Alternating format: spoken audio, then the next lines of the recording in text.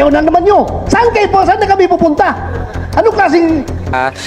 ganong mga organizations, kung may mga sumasali doon, individual choice po nila iyon. Yun yung nakita nilang avenue para sa talino nila at hinanakit nila doon. Rapist na mayor, habang yung mga may hirap ay madaling tokhangin na lamang. Yun lang, maraming Mr. salamat. Yes, Chair, can I react? of course, of course.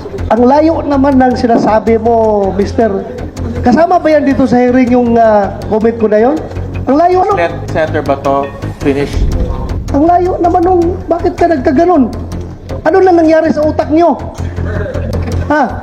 Ang layo liwa dyan sa estudyante. Mas marami dyan ang gusto magkarotisi. Sir Manuel, let me recognize you first before you talk. And let Leaders, pero mismo sa ating constitution, the AFP which is tasked to... thank you, Senator Pino. Mr. Chair, Ayan, dagdagan ko lang.